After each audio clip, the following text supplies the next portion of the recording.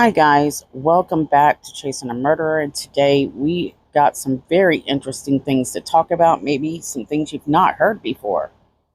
Lori Vallow Daybell, the zombie cult mom, also known as the Doomsday Mom, she finished her last trial, at least that's what we think, for Melani Boudreaux. She's already been trialed for her own children, JJ, Tylee. Her lover's wife, Tammy Daybell, found guilty. Then she was trialed for the shooting of her husband, Charles Vallow. She was found guilty to conspiracy to murder.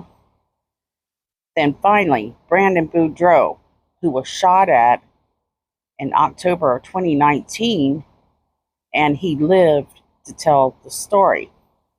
Finally, after 5 long years, Brandon has been the most quiet during those 5 years, and he finally received justice.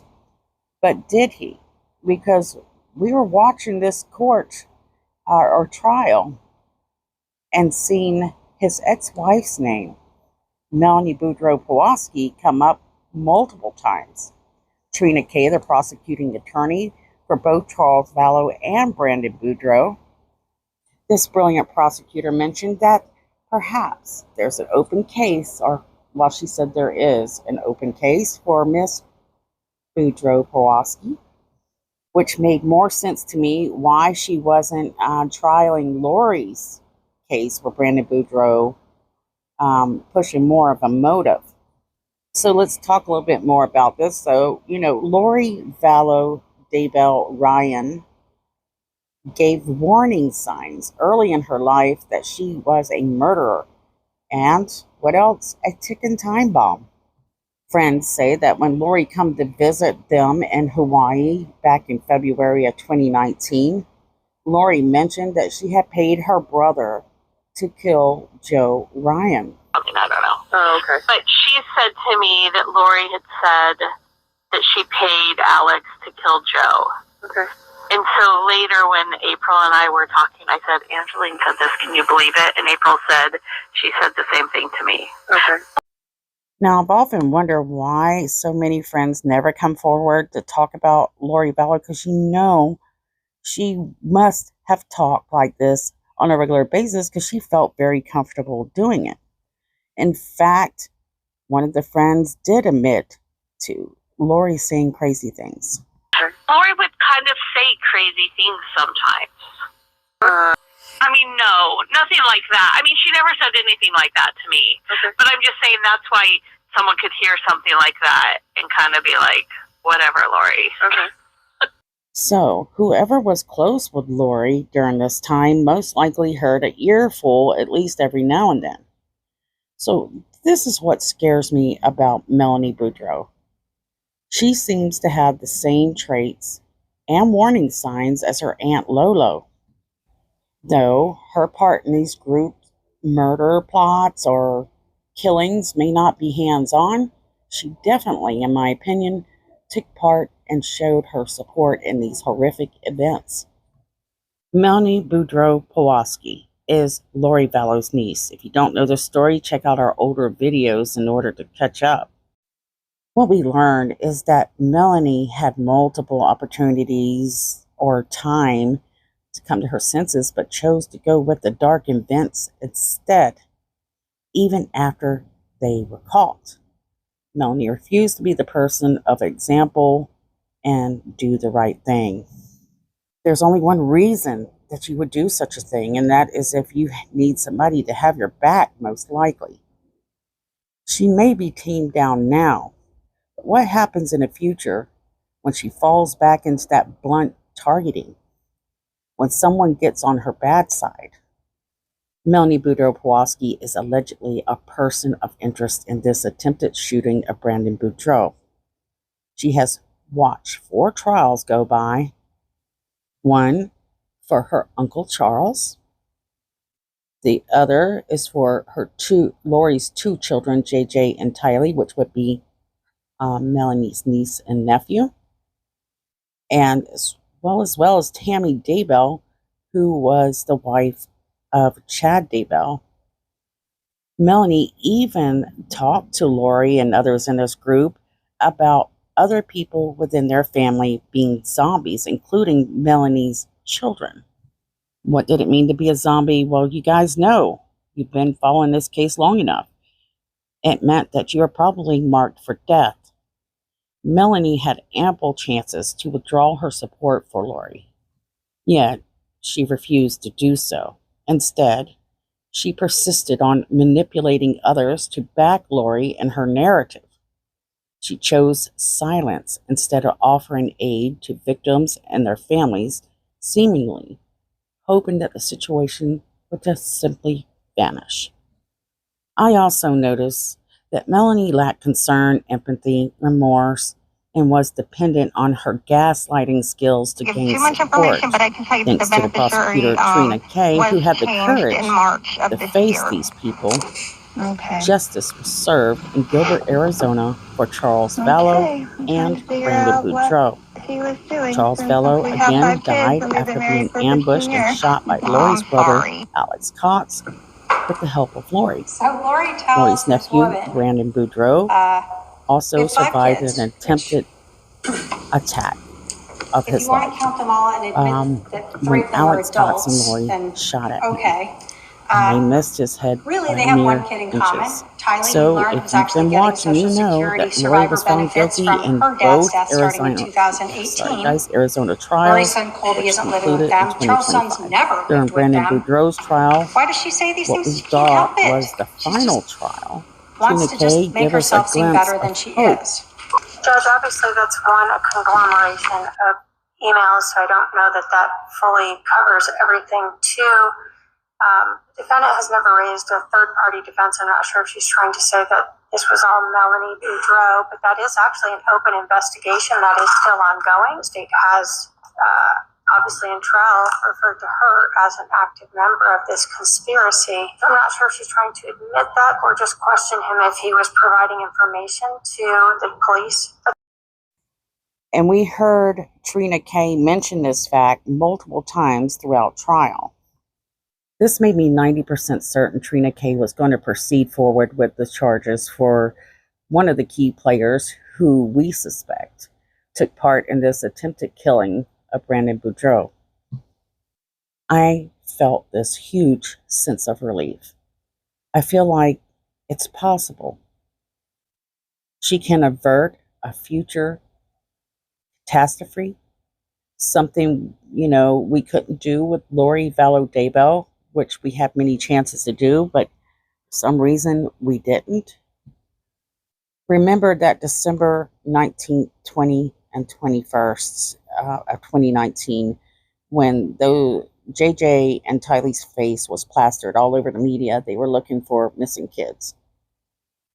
A friend talked Melani Boudreaux into doing interviews with the media. Those interviews actually helped us understand who Melanie is and what her intent might be. Again, when you have people dropping like flies all around you and you choose to keep silent, it speaks volumes. I think it was smart not to give Melanie a plea. I hope it continues that way. In my opinion, the safety of the kids involved depends on what prosecutors and others decide to do. And that's my humble opinion on this, because I really have a very uneasy feeling about Melanie. I'm sorry, but I just do. Now remember, Ian Pawlowski, who married Melani Boudreaux just weeks after knowing her, just weeks after it might have been a month or so, they both had just gotten a divorce. He had people like Brandon Boudreaux, Kay, many others warning him, including his mother and his ex-wife, that there's something going on with that girl. There's some crazy things surrounding her.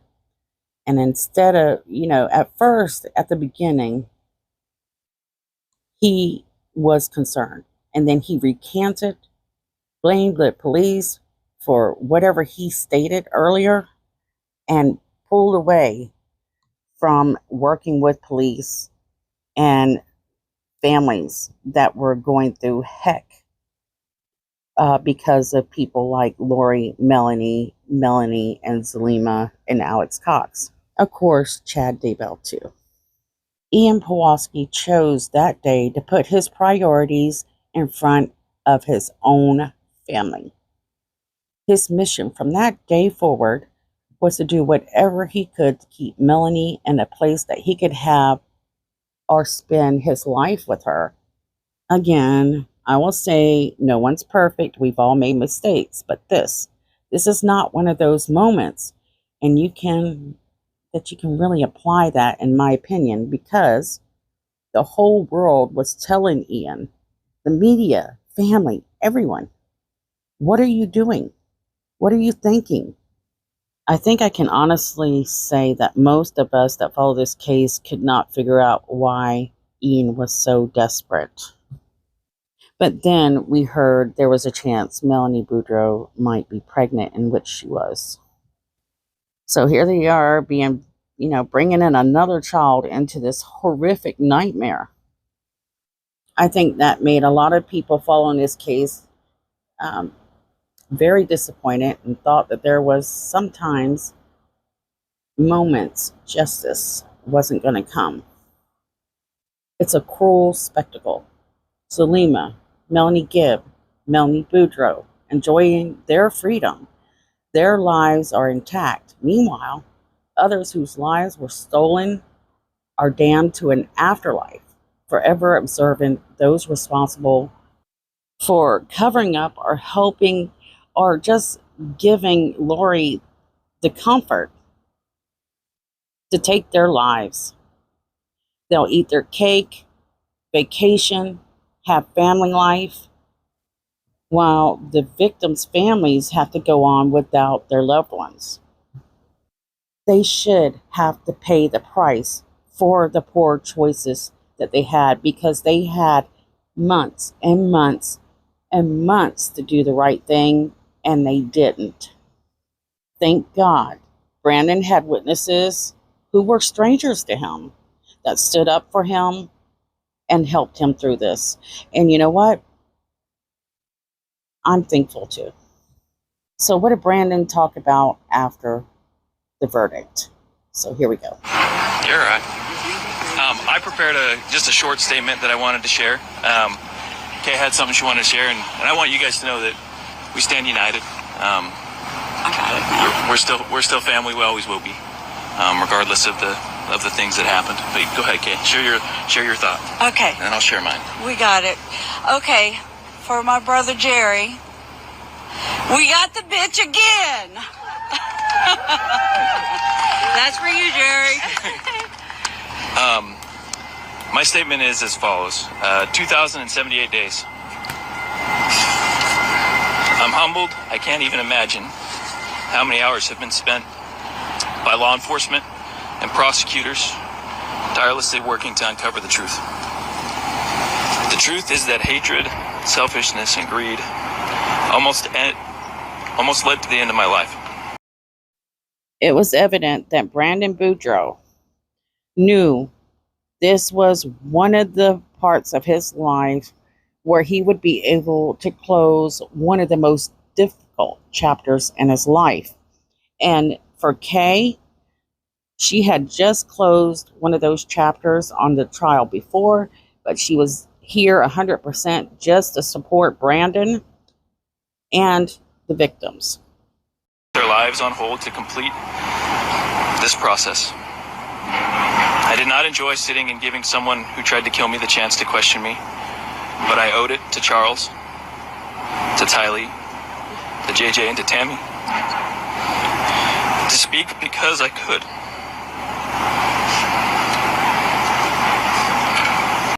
I was so happy to see that Brandon actually had a woman there that seemed to really care about him and love him. He had Kay there. I don't know who the guy is on the left there. I'm sorry. Is that Colby? I guess it is. He looks so much healthier now. I didn't even recognize him. All of these people and more that you see are forever impacted by Lori's, mainly Lori's, because she was the ringleader, in my opinion. And Colby had a lot of waking up and learning to do from this because his whole life was a lie. And so he's having to recover from that. And he seems to be doing a pretty good job. All right, Colby, whatever you're doing, keep doing it. Because like I said, I didn't even recognize you. Wow. So Brandon got pretty emotional. You could see it. And everybody felt, you could just feel a nice release. They could start moving forward for probably the first time freely. So Brandon got pretty emotional from here on. The beautiful part of this human experience is, as Isaiah said, to appoint unto them that mourn in Zion, to give unto them beauty for ashes. When we trust the Lord to do this with our lives, He can do wonders with us. I'd like to share two things that I have used in my life to help me move forward and create beauty from the ashes. The first is from Viktor Frankl. He taught there's a space in life between stimulus and response where we can choose and have freedom. It is okay to feel hatred, anger, passion, and a myriad of other feelings when life's stimulus are unexpected or unfair or both. But true freedom comes from mastering our ability to respond in our actions independent of the stimulus, to choose who we will be and to act and not to be acted upon. Secondly, I believe every human being is a child of God and has immeasurable worth.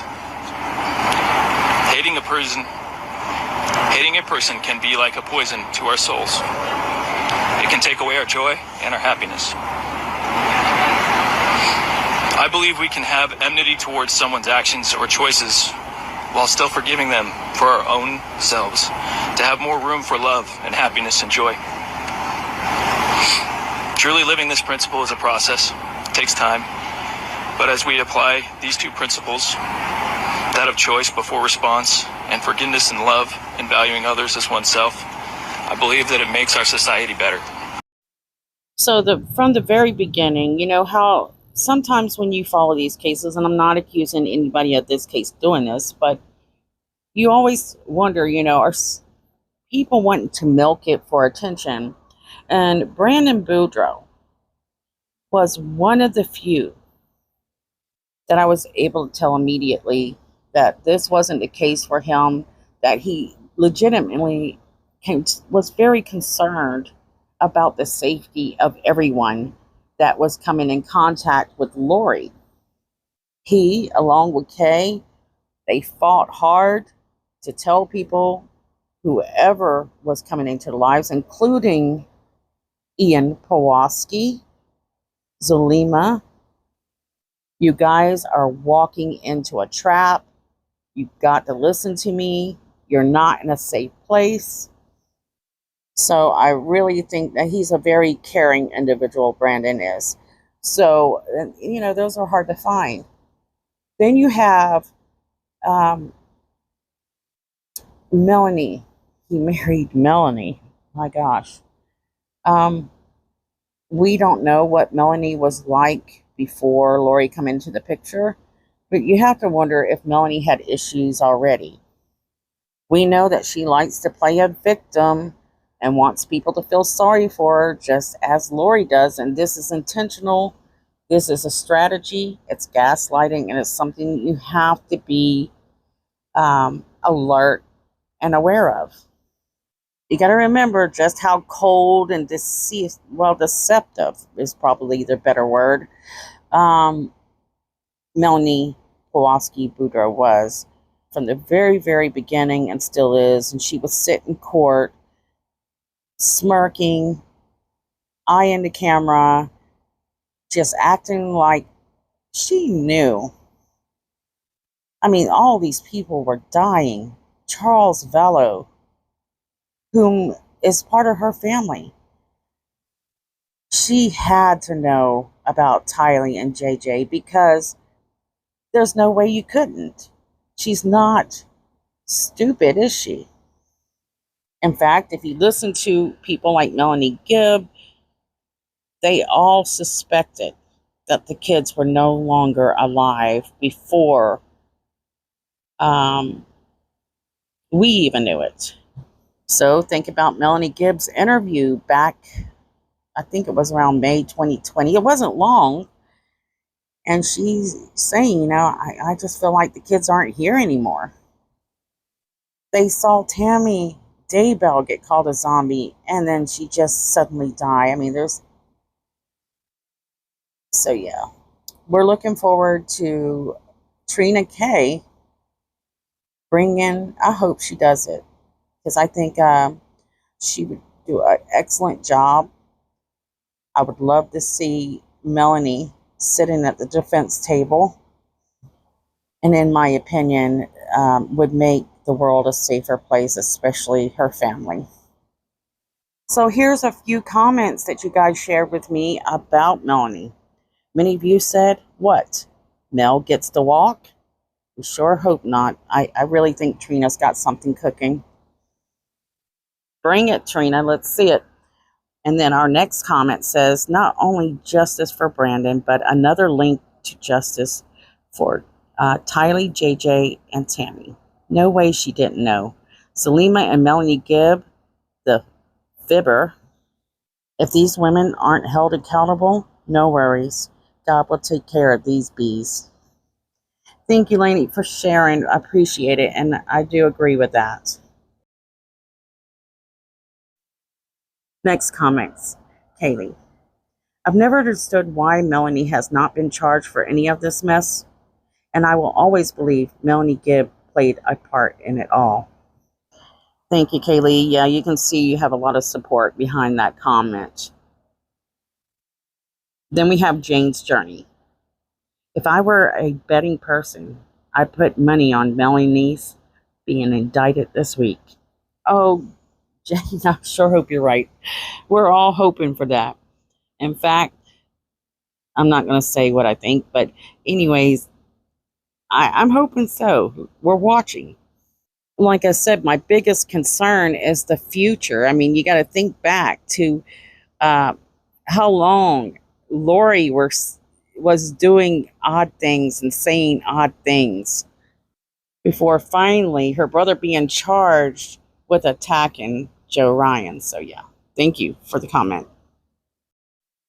So RH Many Faces says she deserves every charge she gets. No doubt. So how many charges can she get? Did anybody come up with how many she can possibly get? Besides a conspiracy, I guess conspiracy would be the biggest one, so that's the one they would probably most likely stick to. So that one. It's nice seeing you. Thanks for sharing, girl. So this isn't a comment about Melanie, but Lady D, I just wanted to do a shout out and say that I love you. Thank you so much for being here these 5 years. I'm not kidding when I say I've been very blessed with the subscribers that I was able to accumulate. So Valerie says she has the same concerns as several other people. I wonder if Melanie will be arrested or she took some plea agreement. Thank you so much, Val. I appreciate you so much, and you're always so kind and sweet. I sure hope she doesn't take a plea agreement. I'm wanting to see the full justice for this manipulative gaslighting woman. Look at this picture I'm showing you right here. This was one of my favorite pictures that basically, if you could read her mind, what do you think she's saying? In fact, drop it in comments below. Just Saying writes, you see, Melanie, your sweet Auntie Lori, a.k.a. Mommy, is throwing you under the bus. You turned your back on your loving husband and broke up the beautiful little family for her. I hope you're making the better choices these days. There's a lot of heartfelt emotion in that comment, and I think we can actually feel your pain here. Hopefully she is making better choices because she has responsibility of 4 of her and Brandon's children. And then I guess only one child between her and Ian. I don't know. But we hope so for the family's sake. The next comment addresses Ian. It says, hey, Ian, enjoying your dream boat that has sailed your way? Basically, is it worth it, right? So, I don't know. Do you guys think that he's enjoying his 5 years with Melanie? That's a long time to be married to somebody when you only knew them 2 weeks prior.